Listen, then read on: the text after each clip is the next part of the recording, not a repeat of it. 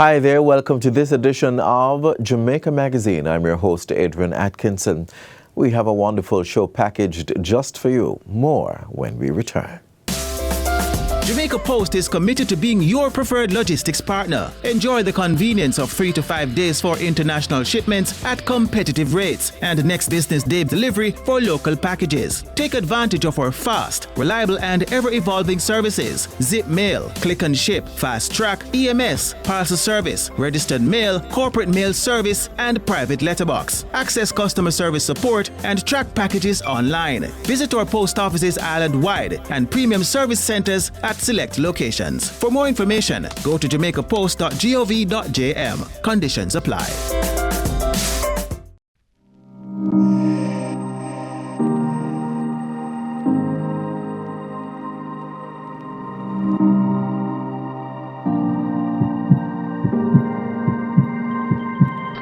Every year, thousands of babies are born with a congenital heart defect, a condition that affects how their hearts are formed and how blood flows through their bodies. Some children show signs early, others later, but early detection can save lives. If a baby has trouble breathing, feeding, or turns bluish in color, seek medical help right away. This congenital heart defect awareness period, learn the signs, support families, and remember, every heartbeat matters.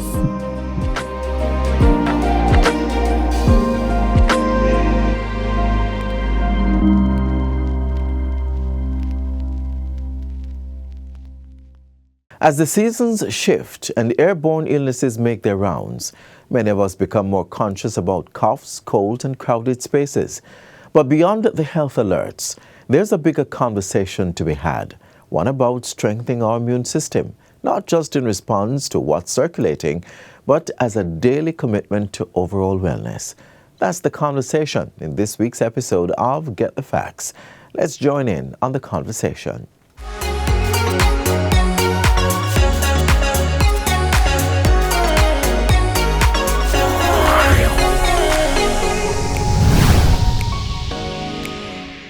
Welcome to Get the Facts, the show that gives you information on what you need to know. Influenza activity in Jamaica often begins to increase in October to November, peaks between December and March, and can last as late as May. Now, this period is called the flu season. We often hear about immunity or the immune system when the flu season comes around, and also when there's a dengue outbreak or when vaccines are being discussed. But immunity is not just about avoiding illnesses. It is about how our bodies defend us every single day. And here in Jamaica, where we manage everything from seasonal influenza and mosquito-borne illnesses to chronic conditions like diabetes, like hypertension, understanding our immune system is more important than ever. So, to help us break it all down, we're joined by an expert in immunology, Dr. Vincent St. Aubin Crump, who is a consultant allergist at Oxford University Hospitals, Oakland Allergy Specialist, and Jamaica Allergy Clinic. Dr. Crump, welcome, and thank you so much for joining us. Thank you. All right, let's start at the beginning. Let's get a definition. What is the immune system? Well, the immune system is our defense system. It's a network of organs, cells, and proteins throughout the body that defend us against foreign invaders, but it also protects us from getting cancer cells and also prevents diseases like allergies and autoimmune diseases. Is it that the immune system operates when there is a defender to defend against, or is the immune system a constantly functioning system within us? It is a constantly functioning system working 24/7 to protect us at all times. And there are two types of immunity, as you probably are aware. There's an innate one that we're born with that protects us, all the lining that our body get exposed to invaders like the skin and the gut. They are always on standby. In fact, we could probably talk a bit more about the gut, because over the years, we've realized that the gut is a gatekeeper for the immune system. And we can talk a lot more about that. The gut is the gatekeeper of the immune system. Yes, tell me, how is that so? And what threats to the gut, How does that impact the immune system? Okay, the reason why we've discovered this over the years is that 70 to 80% of the immune cells reside in the gut. Okay. So therefore, the normal gut pathogens, what we call commensals, that we should have in our gut anyway, they're there for a reason. Because we now know that one of the reasons why kids are getting more allergies is because of the use of antibiotics. Broad spectrum antibiotics get rid of the normal commensal, normal bacteria that should be in the gut, and that affects the immune system. So these kids, when they eat foods, especially if the foods are like peanuts and egg and milk, if there's a delayed introduction and their gut bacteria is abnormal, then these kids are at risk of developing allergies.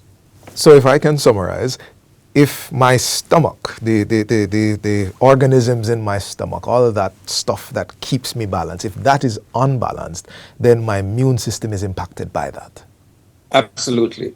So here in the Jamaican context, besides gut health, we hear about hypertension a lot. We hear about diabetes a lot. Do these have any impacts on the immune system?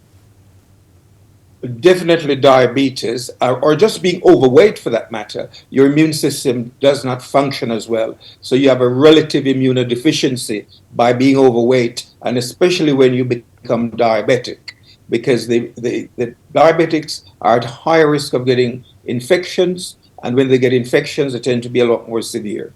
And why? Why does obesity cause an increased risk of sickness? How does that and the immune system interrelate? Well, the immune system, well, obesity and stress, the body produces more cortisol, and cortisol diminish or depresses the immune functioning. But also being overweight, your immune cells don't function as well as they should do. It suppresses. So as I said, it's like you have an immunodeficiency, because the immune cells function are less effective by just being overweight. I get you. So it's a matter of suppression, and of course you're more prone to being sick.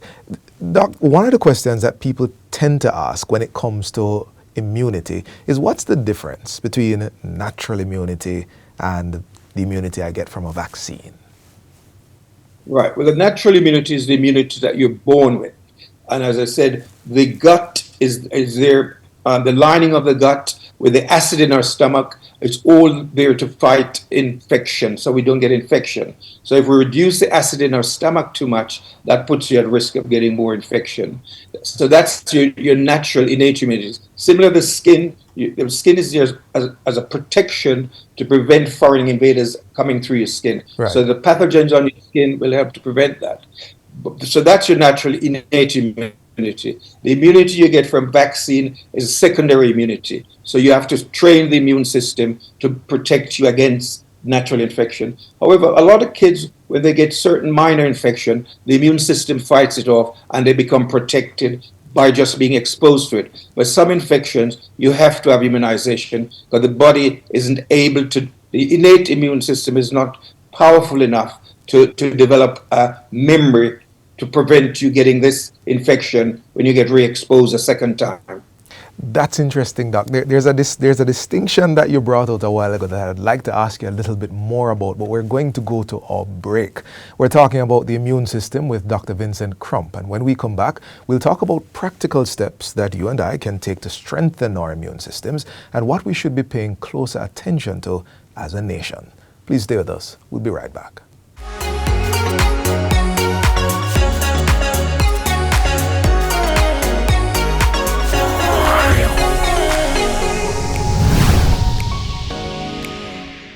Hey there, I'm Landy, your friendly guide to NLA Connect, the National Land Agency's customer engagement platform. Today we'll be navigating our page with some frequently asked questions.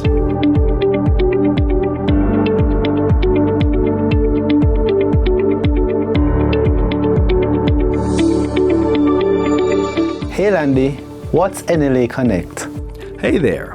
NLA Connect is a simple, user-friendly online platform that's available 24/7 to customers, where they can submit various requests about land-related matters.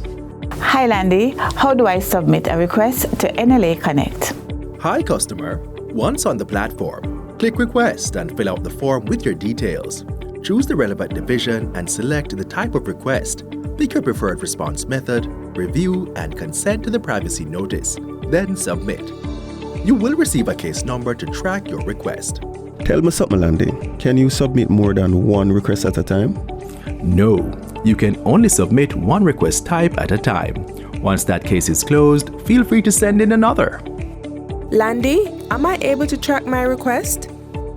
Yes, to track your request status, click the Status tab, enter your email or case number, verify with the code sent to your email, and then view updates ranging from submitted to closed. How does the NLA treat my data? Our privacy policy is in accordance with the Data Protection Act 2020.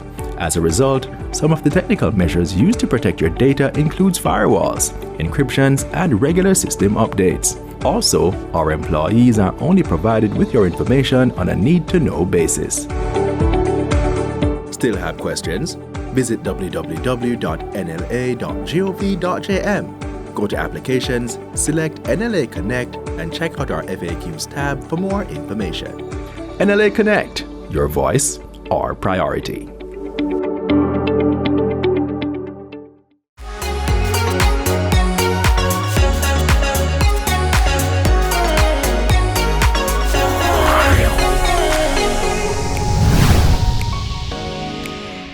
We're still discussing immune health with Dr. Vincent Crump. And before the break, we were speaking about why immune health matters and how certain things can impact our immune health, like obesity.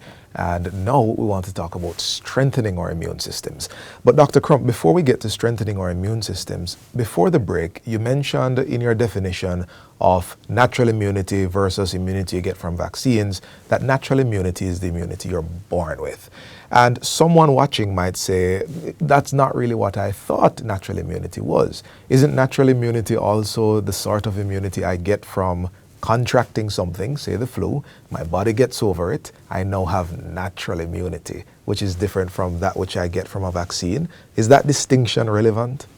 It is relevant. Yes, natural immunity also include the body defense against minor infections. You can build up your own immunity if you get exposed to certain pathogens without vaccines. However, there are some pathogens, viruses, and bacteria that are so harmful to the body that the body would not be capable, their natural immunity, their innate immunity would not be enough to defend them. That's the reason why we need to have vaccination to help boost the immune system for these pathogens that the natural immunity cannot deal with. Got it. So let's talk strengthening now. Practically speaking, what are 2-3 things, perhaps, that we can do to strengthen the immune system? Okay. The main one, as we mentioned before, that the gut is the gatekeeper of the immune system. Yes. So perhaps the most important thing is our diet.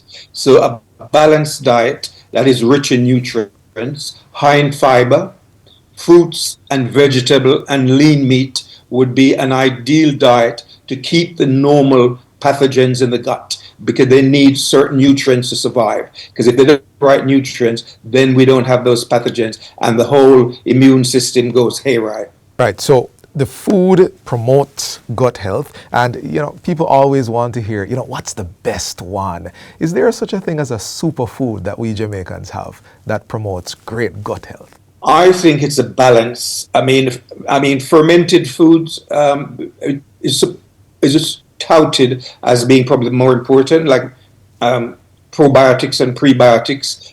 Yogurt, which is a fermented food, has certain pathogens that the gut need. So those are the sort of things that would help.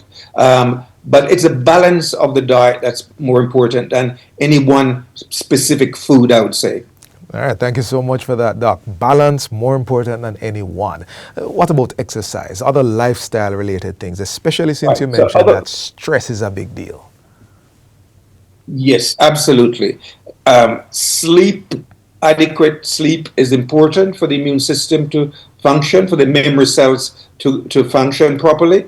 And exercise, regular exercise is also important, and stress management. So basically, lifestyle changes would be far more important at boosting the immune system than any particular specific pills that you could buy over the counter to help boost your immune system. As a lifestyle, I would promote as the Okay. Any pills you could buy system. over. Okay. Any pills you could buy over the counter. Doc, would you say that there are any sections of Jamaican society that are more prone to immune system challenges? Yes. So the very young and the very old and the obese patients are probably the ones that are higher risk, because when you're very young, your immune system is not fully trained, and then as we get older, our immune cells don't function as well as they should, and as I mentioned before, obesity, the immune cells don't function properly because of the various factors in the immune system of an obese person. So those would be the three main group that I would sort of identify as having an immune system that could be compromised or not as effective as it should be. Got it. So our families are taking note. Not any one thing, lifestyle, exercise, good food, gut health. Children, particularly vulnerable, elderly, particularly vulnerable, those who are obese, particularly vulnerable as well. All right, so Doc, to those who are watching, what would be your final statement on immunity? What do you want them to take away from this conversation? The final statement I would want to make is for a healthy immune system, it's more a lifestyle that's important, more important than buying any over the counter. So adequate diet, and by adequate diet, a balanced diet, high in fiber, fruits, vegetables, and lean meat will provide you with all the nutrients that your immune system needs to function normally. Adequate sleep and stress management are also important to protect your immune system. And also, lastly, make sure that the kids get immunized for the infection that their natural immunity will not be able to protect them against. Thank you, Dr. Crump. And with that, we will close. But like the good doctor said, immunity is not something we think about only when we're sick. It's a system quietly working every single day to protect us. Understanding it, strengthening it, and respecting the science behind it is not just a personal responsibility, it's a public health priority. As always, we encourage you to speak with qualified medical professionals and rely on credible information when making decisions about your health. I'm Theodore Henry. Our guest was Dr. Vincent St. Aubin Crump, and this has been Get the Facts.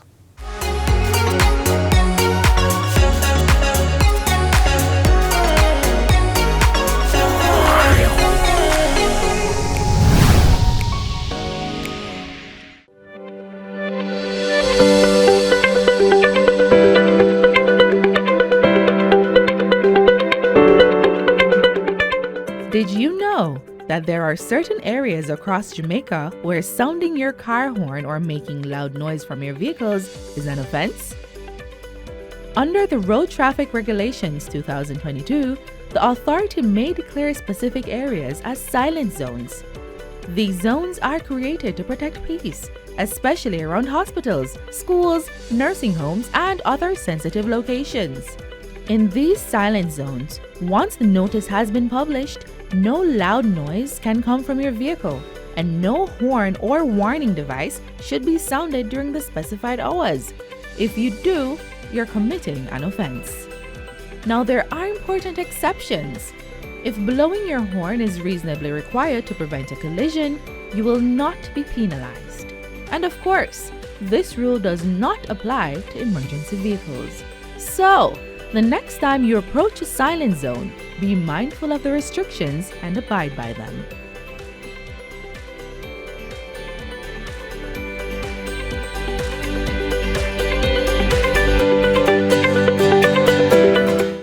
Tourism continues to anchor Jamaica's economy, supporting jobs, foreign exchange earnings, and community livelihoods. For the 2026 to 2027 financial year, the new budget outlines how the government plans to strengthen the sector. So, where will the allocations go, and what will they mean for the industry and the wider economy? In our next feature, we break down the tourism estimates of expenditure for the 2026 to 2027 financial year. Take a look. The Ministry of Tourism continues to build on its plans to increase local and foreign investments, as well as strengthening international partnerships to position Jamaica as the destination of choice. And with the budget for the new financial year revealed, those plans are closer to becoming a reality.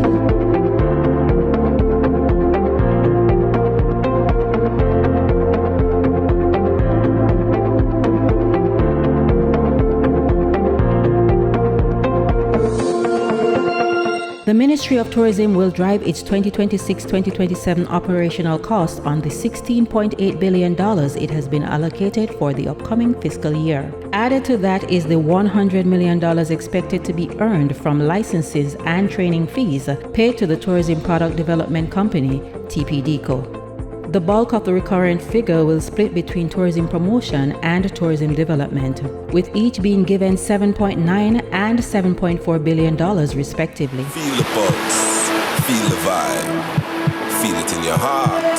Sunshine smiling warm up inside your heart, feeling of pure love, oh Jamaican heart. The ministry is aiming to drive $2.976 billion in gross earnings from tourism for the 2026-2027 fiscal year, from 3.417 million visitor arrivals. To achieve this, a range of activities will be pursued to promote Jamaica as the preferred tourist destination for new and existing markets. From the $7.9 billion for tourism promotion, the bulk of the funds, $4.5 billion, will see to overseas marketing for brand Jamaica. This activity supports advertising done on television, radio, newspapers, magazines, and billboards, as well as digital advertising on websites and social media. Overseas marketing also involves engagement of travel agents, sales and promotion blitzes, and special projects. The office responsible for planning and implementing marketing programs, the Jamaica Tourist Board, JTB, will get $2.38 billion for its operational cost. As the ministry targets North America, Europe, and other key emerging markets, cruise support has been allocated $433 million to aid in this regard. The Montego Bay Convention Center will receive $293 million to further tap into the growing meetings, incentives, conventions, and exhibition markets. The public body responsible for ensuring adequate airlift capacity onto the island, Jamaica Vacations Limited, JAMVAC, is getting $314 million for its operational cost.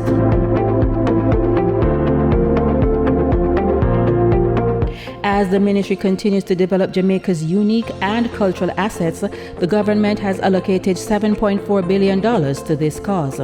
There are plans to transform and improve spaces for the purposes of boosting tourism, with several projects to benefit from the little over $2 billion dedicated for this purpose. And the agency responsible for coordinating and implementing activities to enhance the tourism product, the Tourism Enhancement Fund TEF, will use $1.4 billion for its various initiatives. Activities supporting maintenance and repairs to areas such as public beaches and road attractions will be pursued with $1.4 billion in funding. The Tourism Product Development Company Limited, TPDCO, will have $1.296 billion to aid in its goal of developing and improving the island's tourism product. A sum of $437 million will go towards investments in small, medium loan facilities that target startups, artisan villages, and community tourism activities. $250 million will be spent on the work to monitor standards at all tourism entities. The body, which trains and certifies students and workers, Jamaica Center for Tourism Innovation, is getting $200 million for support activities. And the government will be spending $155 million on tourism linkages network involving health and wellness, shopping, knowledge, sports, entertainment, and gastronomy. When we started to talk seriously about gastronomy tourism, we were fully aware of the value of it as a product. What we wanted to do was to explore the wide, vast universe of gastronomy and to extract from it all that is required to make this destination the most delighted delightful place on planet Earth. To increase the demand and supply of more Jamaican products, the government is spending $88 million. And $62.5 million is projected for the processing of licenses and all motor vehicle concessions issued for vehicles used within the sector. The remaining $1.5 billion of the overall budget will support executive and administrative functions within the ministry.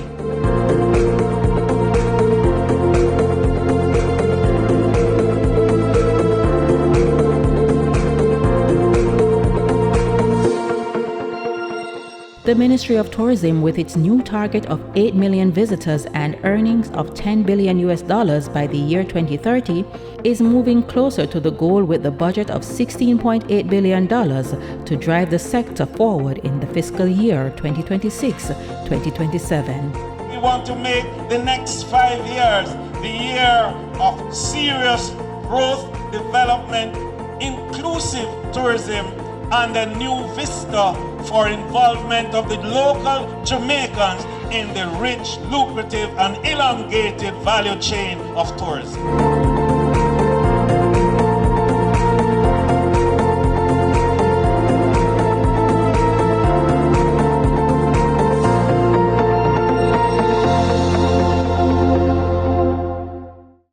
Jamaica, Jamaica. Now Jamaica coming through with Janelle Smith, and the Jamaicans have a slight edge, and the Jamaicans are coming away here. What a run, brilliant finish here. It's Jamaica's gold. We produce the best athletes on the planet. Jamaica has the most gold medals per capita in the world. We produce the most musicians per capita. We have the most music produced per capita in the world.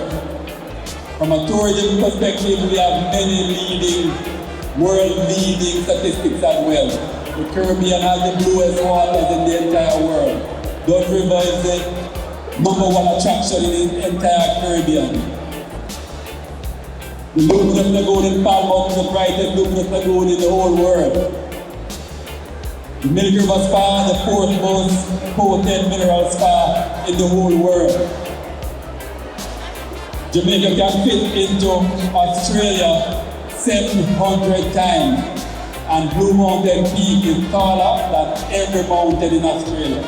What I'm trying to share with you is that we are not ordinary, we are extraordinary. We are not normal, we are special.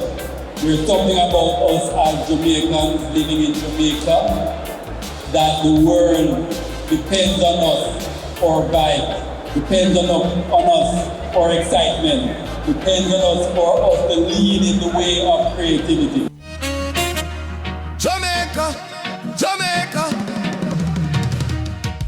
We've come to the end of today's show. I do hope that you enjoyed this package.